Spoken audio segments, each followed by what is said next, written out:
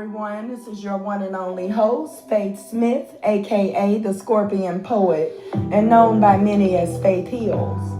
I've been writing, performing at open mic nights, private parties, and events since the age of 11. Originally from St. Louis, Missouri, they call it the Show Me State. I write to uplift, inspire, and motivate you to keep going. Remember, there is light at the end of the tunnel. On this channel, we discuss the good, bad, ugly, and some of the most devastating moments also. What it took to get back on track mentally, emotionally, physically, spiritually, and financially too. Let's talk about the challenges you faced and how long it took you to heal, if you've healed at all.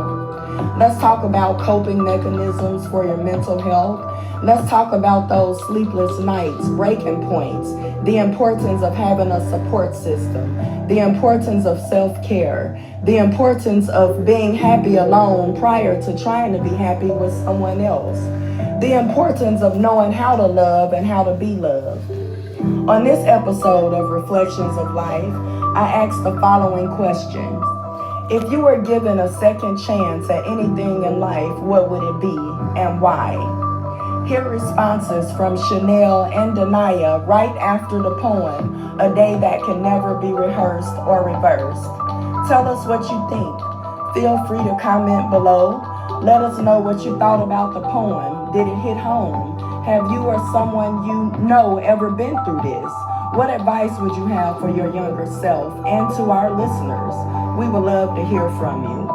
Like, share, subscribe, and follow this podcast on all social media platforms and ask a friend to do the same. And now, my poem, A Day That Can Never Be Rehearsed or Reversed. I actually wrote this poem during one of the most difficult times of my life. I could only express my feelings on paper. I felt like nobody cared anyway, and in my mind, paper couldn't talk back. My journal only knew what I told it. Strange, huh? However, I got better and better at it and somehow got enough confidence to attend an open mic night at the Legacy located on Del Mar and Union in St. Louis. I was extremely nervous. I'll never forget it. I told myself there is no way I can get up there and talk in front of a crowded lounge of people. I did it anyway, and I touched so many hearts that night. Afterwards, I remember all of these older women coming up to me to thank me, hugging and thanking me. I was highly confused. I asked, why are you thanking me? Keep in mind that I was only 19 years old at the time. Their responses were, I felt like you were talking directly to me. All of a sudden, I noticed that the room was full of tears. This is when I started my journey with writing. I knew that it was my gift. I just didn't know how to use it. Let me know what you think about this poem, A Day That Can Never Be Rehearsed or Reversed. And then, and just after you listen to it, just take time to reflect back and think about it. You know, if there was anything that you could do different, anything at all that you could do different, what would it be? If you could have a second chance at something, what would it be? Why? If you could have a do-over in life in general, what would it be and why? And now, the poem. A day that can never be rehearsed or reversed. I kept hurting and wanting for people and things that were toxic to my inner peace. Things that made me overlook beauty and went straight for the beast. I couldn't keep no money in my pockets, always spending and left feeling used and like a dry socket. No sun in my world, no reason to smile, no reason to believe, and no courage to leave. Couldn't hang out with my girls, have my own ideas, or be in my own imaginary world without being called a slut or a whore. I didn't deserve to be treated like a princess or have him open my doors. He hated everyone that loved me, insulted their character, and even went as far as to spread embarrassing rumors on me simply because I wasn't who he wanted me to be. Soft-spoken with no mind of my own, even when he was doing me wrong. He didn't respect that I was an adult. He wanted me to moan and groan and be in his zone, but couldn't do what it took to tickle my happy bone. He truly expected me to look at him as the king of my throne. But here he was, unable to satisfy me or even help take care of home. I had to pretend to be happy, pretend to be pleased, knowing deep down inside I looked at him as this horrible disease that I would someday be strong enough to leave. The thoughts in mind got deep and irresistible at times, but the fear of being alone was always stuck in the back of my mind. I was just stuck. Well, at least that's how I felt at the moment. But I couldn't stay there. I had to get off my tail and make a move, because that's just something I couldn't get used to. The light bulb went off, and I began to see things clearly, and all of a sudden got embarrassed that I had put up with the immaturity, insecurities, and rage and controlling acts from someone who was a pro at hiding the fact that he had mental disabilities. I was headed down depression lane and drowning in my own tears until the sun came. I found myself vulnerable to anyone and looking for anything to ease the pain, crowded by the rain, and mentally drenching wet by the rain until the sun came. I began to notice that I was happy alone, in my own zone, with no one around to tear me down, misuse my heart, or watch me build a home while he tears it apart. I finally got a little faith and took off the courage that day. There were times where I felt as if life itself hated me. There were times where I only ate ramen noodles or nothing at all. And there were times when I got weak but was too prayed up to fall. I no longer wanted to die. I was ready to fly. I believed that I can do anything I set out to do. And that voice in my head kept telling me that nothing will stop you. I began singing, dancing, writing, hanging out with friends, and meeting real men. Guys who saw me for my worth, treated me like a queen, cherished my feelings, my heart, and made me feel like heaven was here on earth. The same feeling women get when giving childbirth. That's why I named this one A Day That Can Never Be Rehearsed or Reversed. Faith heals. Okay, Faith Smith here, aka the Scorpion Poet, again known by many as Faith Heals. I asked our listeners, if you were given a second chance at anything in life, what would it be and why? Let's hear from Chanel first. Hey, I am Chanel Caesar, the owner of Countwork Consulting, Accounting, and Tax Services. If I can have a do-over at a point in life that was a great impact on who I am today, I think that I would redo my high school days. I would go back and I would do well all 4 years. I would go into a 4-year university, stay on campus. I probably would have pledged and had fun, with the college kids and have some college friends that would support me, and maybe my life would be a little different and I would have a better sisterhood.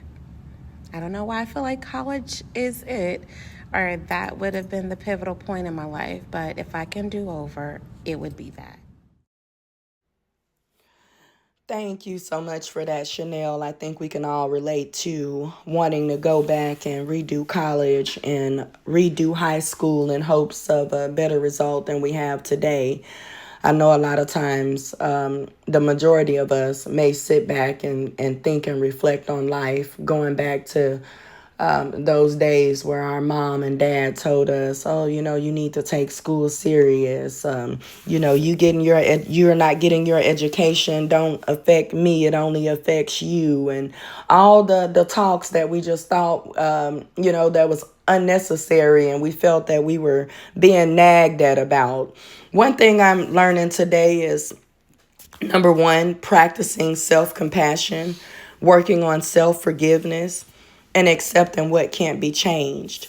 So if we use the past as a learning tool, you find the lesson, optimize the regret, and shift from dwelling to doing, and we should be just fine. Guys, Chanel is an awesome eyelash extender. She does lash extensions in the city of St. Louis, and she also have her own tax company. So her info is here. Give her a call.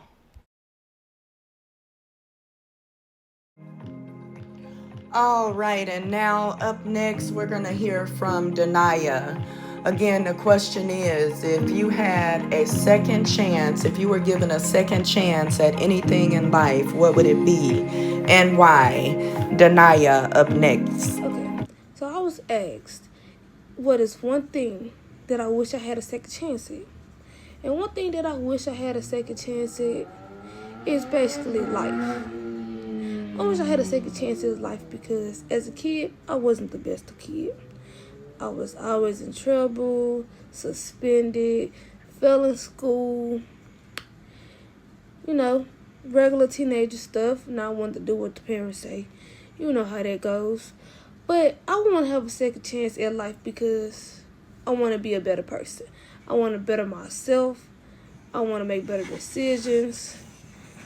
I want to do better in school, because now I'm in college and I'm having a hard time keeping up.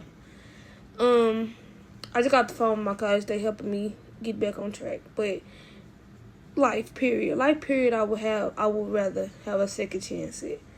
Anything else, I feel like it's okay. Life, I want a second chance at it because I can't. I have times where I sit back and reflect and think about everything I put my mama through when I was a kid, everything got caused happen when I was a kid, stuff that really messes my mental. It has times where I'd have broke down crying, wishing that I would have been a better child, did right by my parents, just regular stuff that you will regret when you get older, So, yeah, if I had a second chance at anything in life, it would be to redo life. Thank you so much for that. Thank you so much for your feedback, Denia. I think a lot of us could relate to simply wanting to redo life in general all over again. And that's usually rooted in regret, disappointment, and the pain of past mistakes. So you can't go back in time, but you can find peace and a new purpose by accepting your past, learning from it, and taking action to build a better future for yourself. One thing that you said to me that stood out is that you want to become a better person. Now, becoming a better person simply means focusing on cultivating qualities like kindness, empathy, honesty, and gratitude through consistent actions like helping others and practicing self-care. So you set personal goals, embrace change and challenges, and learn from your mistakes and everything else.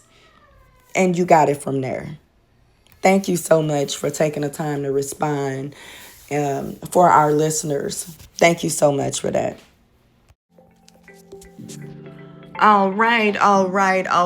That will cover this week's episode of Reflections of Life by your one and only host, Faith Smith, aka the Scorpion Poet, and known by many as Faith Heals.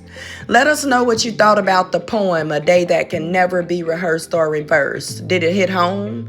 Have you or someone you know ever been through this? What advice would you have for your younger self and to our listeners? We would love to hear from you. Subscribe subscribe, like, and share this podcast on all social media platforms. Ask a friend to do the same. And lastly, send us an email to borninstlouis@gmail.com. That's BORNINSTLOUIS@gmail.com. In the subject line, put podcast guest, and then just send us a 2 to 3 minute video telling us a little about yourself and answering any questions, any show topics that you want to discuss. We'd love to hear from you.